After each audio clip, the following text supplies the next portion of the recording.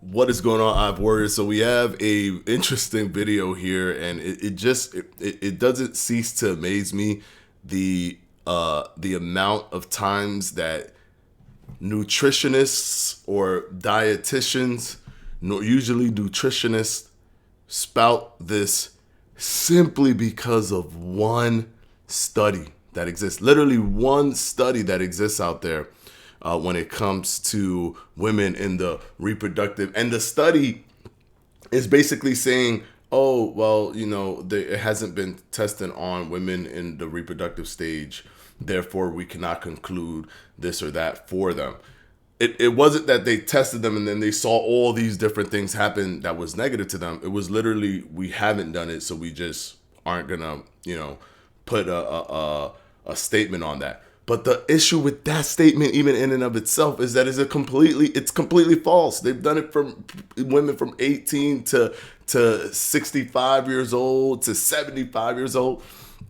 It's been tested on women pre-menopause, post-menopause, during the menopause stage. It's a complete false thing that it's the one study they latch onto and they just pretend like no other studies exist. But let's look at this for the first time. I don't really even have to say anything because this guy's reacting to what she's saying, and then he's actually providing the studies and talking about what the outcomes of those studies are. Here we go. Research on intermittent fasting and keto and high-intensity interval training is shocking when you look at it for women in their reproductive years. I was shocked.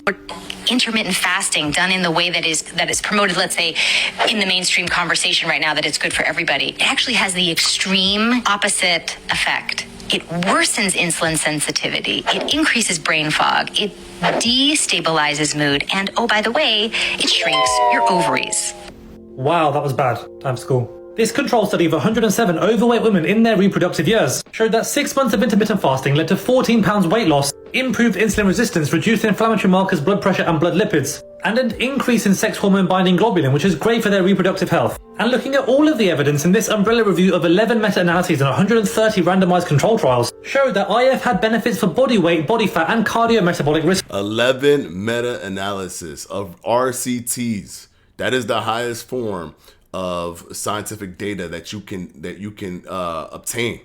So if somebody's using one study to say something, when there are multiple randomized control trials of that or meta-analysis that use randomized control trials within it, and they're pretending that I just want to look at this study. I don't want to see all the other studies. I just want this one.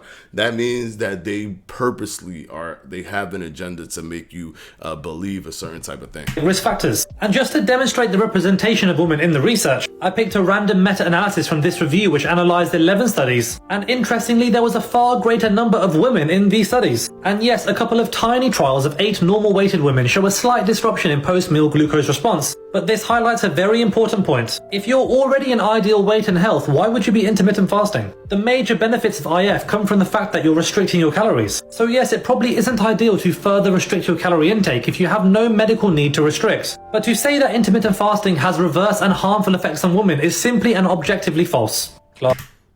All right, so even he said a minor negative glucose response. That even in that study, it's not, ovaries aren't shrinking, insulin resistance isn't going up, brain fog isn't taking place, none of that stuff. It's the fear mongering of telling women to stop intermittent fasting, right? Because this is the thing. Sometimes when the pendulum swings in one direction, it swings hard in that direction. And I understand and I congratulate a lot of elements when it comes to the body positivity movement. But because of that, there's so much stuff now it's like the overcorrection it's overdone.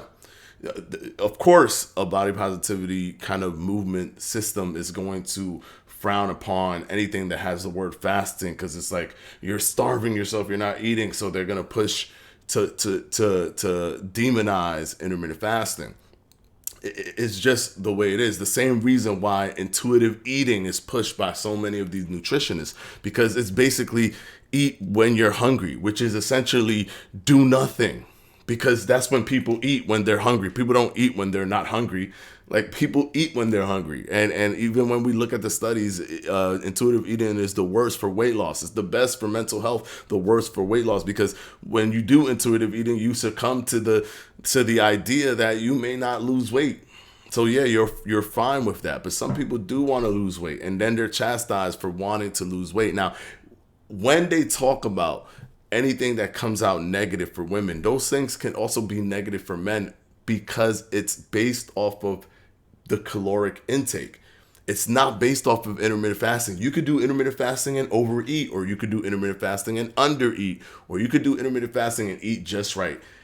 It's not the intermittent fasting, it's the amount of calories that you're taking in. If you're eating an incredibly low amount of calories, you're going to suffer some effects that come from not consuming that many calories consistently throughout your life. So they muddy the waters. They look at certain things, and then they say, hey, look, they take one study and they go, look, you see, don't do it. This is what I don't want you. We're pushing towards intuitive eating. Eat when you're hungry. Eat when your body tells you to eat. Stop when your body tells you to stop eating, which is literally what people have done that have made them gain weight. They eat when they want to eat. They stop when they don't want to eat anymore. That's what happens, guys. That's what happens. So I'm not a fan of intuitive eating, because it doesn't actually help people lose weight. It's just a tool. It's a psychological tool, which I get that. But when it comes to actually losing weight and something that moves the needle to help you, it just doesn't. But kudos to Dr. IDZ, because I didn't have to talk about it. Now, even the studies that he mentioned, he just mentioned a few. Even all of those studies, even the randomized control trials that had over 130 different studies inside of it, 11 RCT meta-analysis, there's still way, way more. There's over 100,000 studies of intermittent fasting. And there's women of all ages in those studies getting positive benefits, and none of that stuff that she mentioned. So hopefully, if you ever fall into finding these nutritionists that try to tell you don't do intermittent fasting, especially for women because it's bad, you'll know this information. Until the next one, guys, thank you so much. This is Edward from Fledge Fitness. Peace out.